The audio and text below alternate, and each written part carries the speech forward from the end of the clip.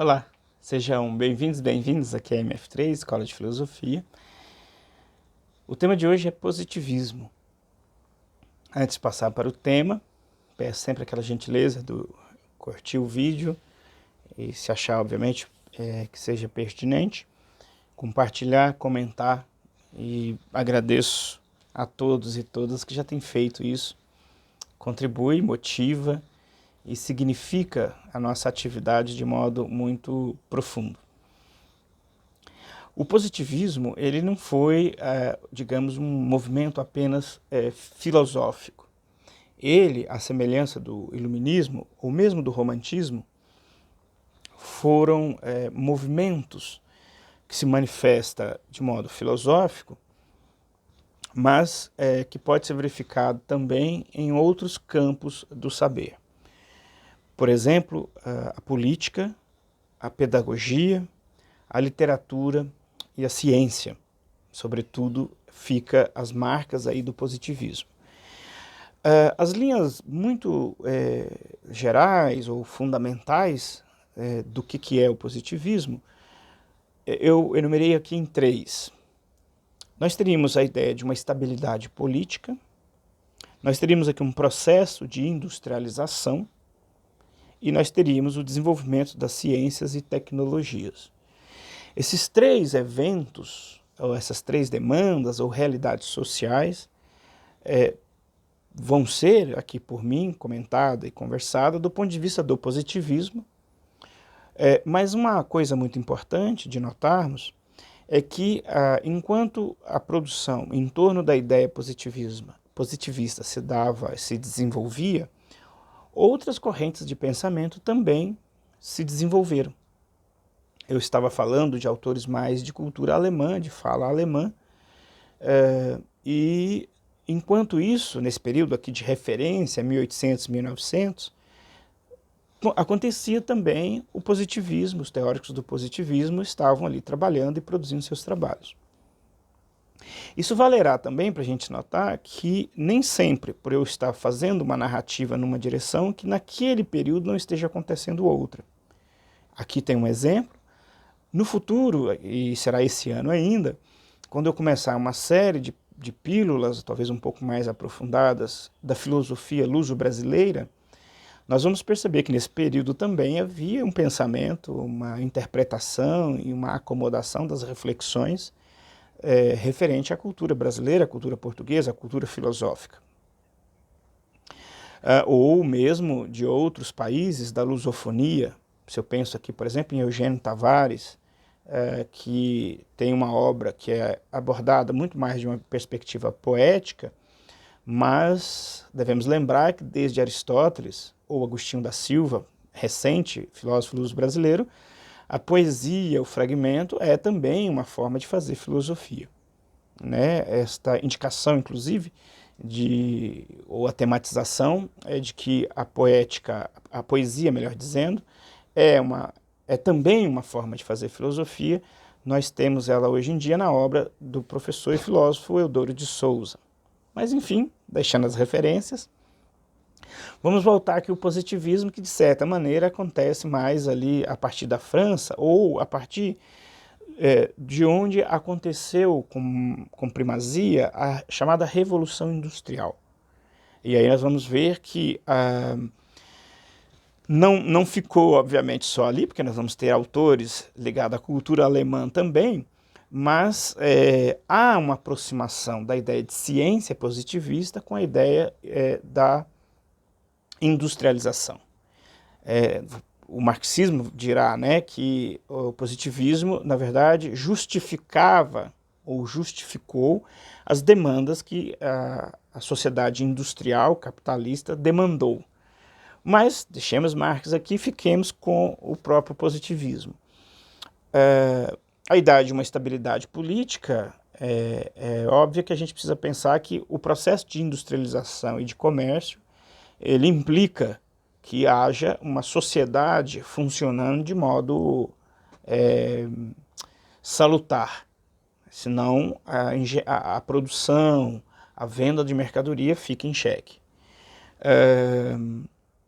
Então, a estabilidade política e também a ideia e a teoria dessa estabilidade permitir uma normalidade nas relações entre estados, entre pessoas, etc. O processo de industrialização, certamente, é um feito, é um vulto importantíssimo, que começa primeiro a partir de França, e Inglaterra, e Itália, é uma questão aí de disputa quem é que começou primeiro.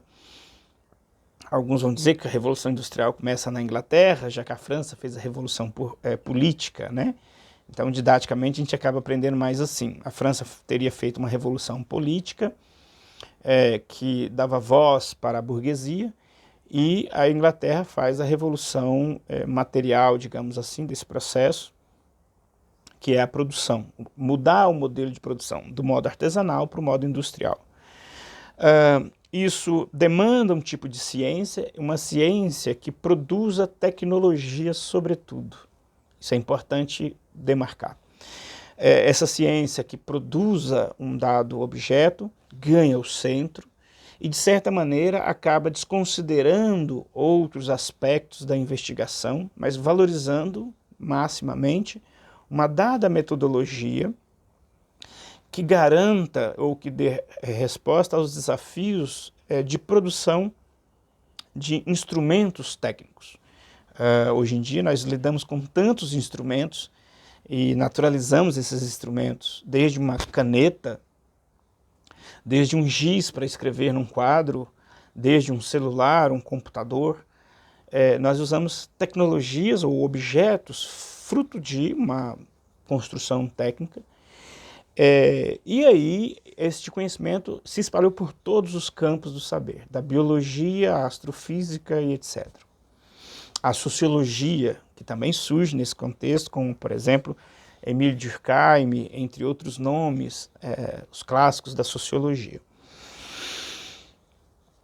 Nome de pensadores importantes para esse contexto: Auguste Comte, na França, Stuart Mill, na Inglaterra, Herbert Spencer, na Inglaterra, Jacob Molescott, na Alemanha, Ernest Haeckel, na Alemanha, e Roberto Ardigo, na Itália. Tem outros nomes, mas ficamos com esses aqui. Dizendo de um outro jeito, um pouco mais, eu quero ressaltar ainda duas linhas que caracteriza o iluminismo. O positivismo. O primado da ciência como aquela que consegue produzir o único saber válido. Esse é um ponto. O segundo, a ideia de que, aplicando um método científico, portanto, que é um método baseado na ideia do passo a passo e etc., nós conseguimos superar todos os males da humanidade. E aí se cria a ideia de que há um progresso. O tema do progresso, como é parte das ciências, será questionado e hoje em dia é muito questionado. O que é progresso, etc, etc. Não será mais naquela crença que se teve. O movimento positivista, quando analisado, ele, a meu ver, ele produz um conjunto de respostas e encaminhamentos para demandas da vida em geral. E, obviamente, a crença nestes métodos e nestas propostas é um misto de efetivamente ter o problema para resolver. Quando nós pensamos, por exemplo, em produção rural, nós sabemos as dificuldades os desafios que temos. Então, se alguém chega e nos diz uma coisa articulada de como resolver aquilo, certamente vai ter atenção. Então, naquele contexto que hoje a gente naturaliza, né, esse contexto dos benefícios da vacina, da urbanização, água encanada, eletricidade, nós não conseguimos, ou temos que fazer um esforço imenso para ir para aquele contexto. E a industrialização, de certa maneira, propunha resolver essas questões. Muito mais do que fazer uma leitura que o malvado estava criando uma engenhoca para triturar as pessoas boazinhas. Muitas das vezes que acaba se criando assim, de modo mais informal, em torno de outras correntes filosóficas acerca desse período. Então, há uma resposta para questões.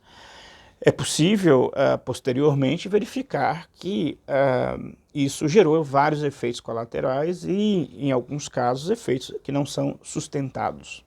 E a gente precisa, então, modificar isso. Mas a base, inicialmente, é essa, e é isso que explica o grande impacto do positivismo, por exemplo, na cultura brasileira, na cultura portuguesa e espanhola e no mundo em geral. Nós vamos ver, por exemplo, o desdobramento do positivismo na escola, nós vamos ver desdobramento do positivismo até no fenômeno religioso, desde a religião racional, proposta por Comte, mas também a ideia, que hoje é muito difundida, de querer provar de modo científico a existência de Deus. Ou seja, isso seria um contrassenso lógico e não teria problema nenhum a teologia ter outra dinâmica que não a da ciência. Mas a ideia de ciência ganhou e se instalou no pré-consciente das pessoas em geral, que elas, como trejeito retórico ou como expectativa, expectam exatamente que o Deus delas seja provado pela ciência. E se sente ultrajado se não for. Ou seja, a ciência assumiu um lugar de tão importância que ela acabou encampando a ideia de verdade. As pessoas nem conseguem pensar que a ciência tem vários métodos, existem várias ciências. Não, a gente consegue entender que há uma única ciência. E aí, quando a gente entra no mundo universitário, que a gente vai se descobrindo que existem ciências e ciências. Enfim, o positivismo é isto, e nós vamos abordá-lo de algumas maneiras. No próximo vídeo aula eu vou abordar justamente um pouco sobre Augusto Comte, sua biografia e as suas ideias, como que elas foram importantes para a nossa cultura contemporânea. Desde o direito, desde a escola e o fenômeno religioso. Forte abraço e até a próxima.